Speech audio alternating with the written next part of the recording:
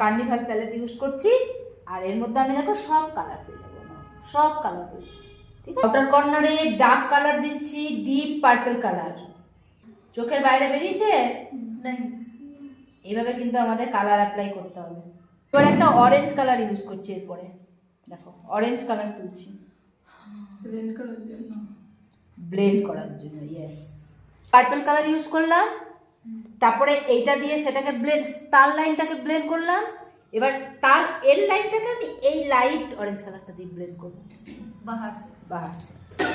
এটা এবার আমরা লাইট অরেঞ্জ কালার দিয়ে ব্লেন্ড করছি। আমার মানে মাথাতেই আসছিল না। এরপর আমি যে পার্পল কালারটা ইউজ করছি সেটাকে আমি আরো ডিপ করব, আউটার কর্নারটা। তো একটু ব্ল্যাক মিক্স করছি, তাহলে আমার কালারটা একটু কি হবে, ডার্ক হয়ে যাবে। একটু সেম কালারগুলো রিপিট করে দিলাম প্রথমে যেগুলো করেছিলাম। দেখো আমি এখানে ব্রোঞ্জ আর পিঙ্ক দুটো মিক্স করে একটা সিমার কালার ইউজ করছি, হ্যাঁ, নট গ্লিটার। দেখো এটা আমরা ইনার কর্নারে দিচ্ছি, কম্প্যাক্ট। আমার আইশ্যাডোতে হোয়াইট কালার নেই, করি ম্যাম যখন রেড দেওয়া হয় তাহলে রেড আর ব্রাউন আর ওই ব্ল্যাক, হ্যাঁ যে করা হলো, তাহলে উপরেরটা মেশানোটা ওটা স্কিন কালার দিয়ে করতে হবে। অবশ্যই ব্রাউন শেড দিয়ে করতে হবে, রেডকে। দেখো আমি এখানে গ্রিন কালার নিচ্ছি, হ্যাঁ, কালার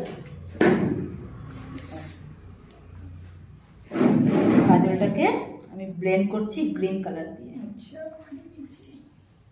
मैम आज ब्राउन से नहीं किए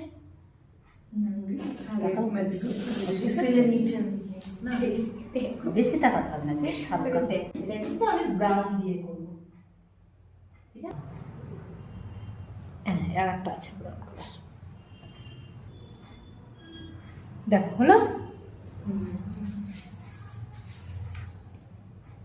এটা কিন্তু আমাদের লিকুইড লাইনার দিয়ে হবে না, হ্যাঁ, এটা আমরা জেল লাইনার দিয়ে করতে পারবো।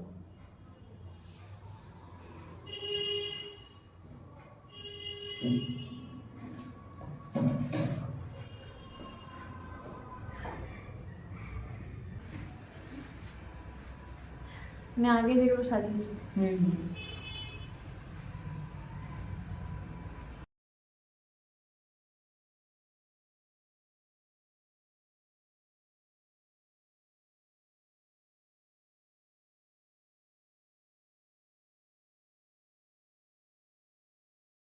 এরকমই করছি। দেখো এটা হলো আমাদের ব্লেন্ডিং লাইনার।